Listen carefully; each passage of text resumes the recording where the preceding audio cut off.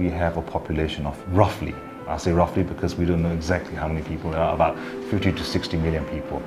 Geographically, we are located between China and India, and we have a large coastline. We have a very young population.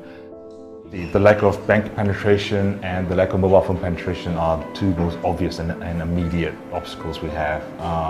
In most of the countries where mobile banking is very successful, there is over 100% penetration or very high percentage of penetration. In Myanmar, we have maybe less than 10% at best, but that will change, and we know that in the next couple of years, in the next year, there will be good maybe 60 to 80% penetration. Even if there isn't, it will be a significant percent of the population will have access to mobile banking, mobile network, and mobile phone services as well. So we are using that really as a way of slowly rolling out our solution of branchless banking as well. So we will roll out with the telcos. You have to really be here, and you have to talk to people, and really meetings and businesses are not done over the telephone call or on email. So you have to make time to see them. You have to create some sort of personal relationship with people. So that's quite important. So if you want to do things in Myanmar, you have to be here. The second thing is it's a frontier market, and the reason why it is a frontier market is because there are certain risk elements that exist in this country which do not exist in Europe or in the US. So you can't be expected to have the same level of risk checks and the risk profiling that you would do. And thirdly, it really is, you have to be, I guess, be very flexible and very accommodating in the way things are done.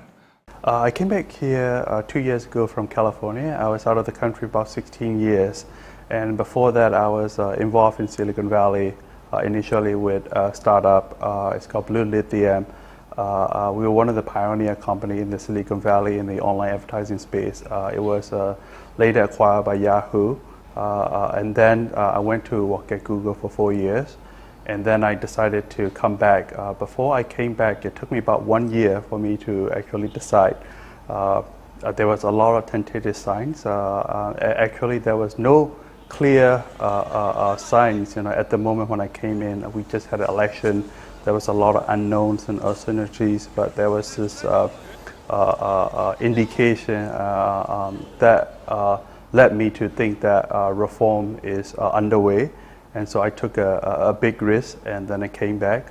When I came back, there was not even a stable supply of electricity. So it was a very frustrating experience to actually start thinking about, I thought about starting this business, but actually implementing and opening one was a huge challenge.